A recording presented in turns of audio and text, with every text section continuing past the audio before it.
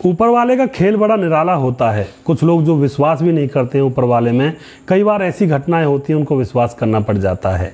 एक सेठ ने देखा कि एक बुढ़िया अपनी झोंपड़ी में बैठकर रो रही है और बड़ी ही बुरी तरह से रो रही थी। फिर अचानक वहाँ पर कुछ ऐसा होता है, एक बहुत बड़े राज से पर्दा उठता है, जहाँ पर आप लोग भी भगवान के ऊपर विश्वास करने में यकीन रखने लगेंगे। आखिर क्या हुआ था इस घटना के अंदर, पूरी जानकारी यहाँ पर लेने वाले हैं और इन कहानियों से बहुत कुछ सीखने को मिलता है। दोस्तों नमस्कार, मैं हूँ सुदेश कुमार और मेरे गोपाल चैनल में आपका स्वागत है। एक अमीर सेठ रहा करता है और जिसके पास बहुत सारी फैक्ट्रियाँ हैं, बहुत सारी मिलों का वह मालिक है, बहुत सारे पैसे हैं, पैसों की कोई तंगी नहीं है। दोस्तों एक दिन उसको बेचैनी बहुत ज़्यादा होने लगी थी। शरीर में पता नहीं उसके क्या हो रहा था, उसको ना नींद आ रही थी, ना उससे बैठा जा रहा था, ना ही उससे रहा जा रहा था। डॉक्टरों को बुलाया जाता है, डॉक्टरों की लाइन लग जाती है, उसका ट्रीटमेंट करते हैं, लेकिन कोई भी उसको आराम नहीं मिलता है। उसके बाद घर वाले कहते हैं, बाबा जी आप परेशान हो बाबूजी, और क्या किया जाए अब? तो सेठ कहता है, कुछ नहीं, तुम सो जाओ, मैं देख लूँगा। दोस्तों रात गुजर जाती है, तकरीबन 3 बज जाते हैं, तब तक कि वो उसको बेचैनी हो रही थी। वह अब घर से बाहर निकलता है और नौकरों से कहता है कि मैं बाहर घूम कर आ रहा हूँ, थोड़ी सी ठंडी हवा लगेगी। बाहर निकल जाता है तो बाहर उसको शांति सी मिलने लगती है। अकेलेपन में ठंडी ठंडी हवा चल रही थी। बाहर जाकर वह गली के नुक्कड़ पर एक चबूतरे पर बैठ जाता है। जैसे वह चबूतरे पर बैठा हुआ था तो एक कुत्ता आता है और उसकी एक चप्पल को मुंह में भरकर वहाँ से दौड़ पड़ता है। वह कहता है कि ये कुत्ता मेरी चप्पल को कहाँ ले जा रहा है, तो वह उसके पीछे पीछे जाने लगता है और वह कुत्ता उस चप्पल को एक झुग्गी झोंपड़ी के पास रख देता है।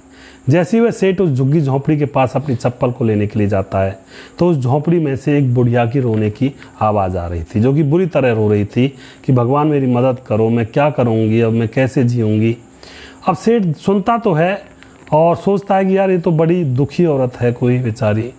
अब वह सोच विचार में ही था, लेकिन फिर सोचता है कि चलो मुझे क्या मतलब, कहीं मेरी जान को आफत लग जाए या कोई आरोप लग जाए, तो वहाँ से चलने लगता है।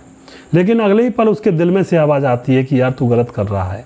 औरत बार बार कह रही है कि मेरी मदद करो भगवान, मेरी मदद करो, कोई मेरी सहायता करो। तो वह वापस आता है कि इस बुढ़िया की मदद, आखिर इसको परेशानी क्या है, इसको तो पूछ लूँ। तो उस झोंपड़ी का वह दरवाज़ा खटखटाता है। बुढ़िया डर जाती है, दरवाज़ा खोलती है। डरी सहमी सी खड़ी थी। तो सेठ कहता है, डरो मत, मैं तुमसे कुछ नहीं कहूँगा, लेकिन मैं ये पूछना चाहता हूँ तुम रो क्यों रही हो सुबह के 4 बजे? अब 4 बजे हुए हैं और तुम रो क्यों रही हो? तो दोस्तों वह बुढ़िया बताती है कि मेरी 7-8 साल की पोती है, इसके माँ बाप मर चुके हैं और यह मेरे ही हवाले है, इसका भरण पोषण मैं करती हूँ, बर्तन वगैरह झाड़ू पोंछा करके इसका पेट भरती हूँ। यह बहुत ज़्यादा फिलहाल बीमार पड़ी हुई है, गूदड़ी में लपेटे हुए उस बेटी को वह बैठी हुई थी। और फिर सेठ कहता तुम इसका इलाज क्यों नहीं करवाती हो? बुढ़िया कहती है, कहाँ से करवाऊँ, मेरे पास पैसे नहीं हैं, इसके इलाज में बहुत सारे पैसे लगेंगे।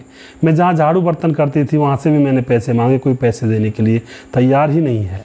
तो दोस्तों यहाँ पर जो बुढ़िया होती है वह बहुत ज़्यादा परेशान थी और उसको देख करके जो सेठ होता है वह भी थोड़ा परेशान और चकित हो जाता है। उसके बाद दूसरे क्षण सेठ पूछता है कि तुम ये बताओ, तुम सुबह के 4 बजे ही क्यों रो रही हो? तो बुढ़िया कहती है कि मैं इसलिए रो रही हूँ क्योंकि कल मेरे दरवाजे पर एक साधु आया था। मैंने उसको अपनी हालत बताई कि मैं बहुत परेशान हूँ, बेटी का इलाज कैसे करवाऊँ। तो उस साधु ने कहा था कि तुम सुबह सुबह उठ करके 4 बजे रोने लगना और फिर तुम्हारी सारी समस्या का समाधान हो जाएगा, इसलिए मैं 4 बजे उठकर रो रही थी। दोस्तों अब तुरंत ही वह सेठ समझ जाता है कि मेरी बेचैनी का कारण और यहाँ पर 4 बजे इस बुढ़िया का रोना, इसमें ज़रूर कोई ना कोई कॉम्बिनेशन है। वह उस बुढ़िया से कहता है कि तुम चिंता मत करो, तुम्हारी बच्ची का इलाज मैं करवाऊंगा। और उस बच्ची का इलाज करवाता है, तकरीबन 1.5 लाख रुपए उस इलाज में लगते हैं और उस बुढ़िया को अपने घर में नौकरी दे देता है। और फिर उसके बाद बैठा हुआ सोचता रहता है कि आखिर यह बेचैनी क्यों हुई और मैं उस बुढ़िया की झोंपड़ी पर पहुंचा कैसे, जबकि वह सेठ नास्तिक था, भगवान को ज़्यादा मानता वानता नहीं था। लेकिन आज ऐसी कंडीशन आ चुकी थी कि उसको भगवान पर विश्वास किए बगैर उससे रहा नहीं जा रहा था।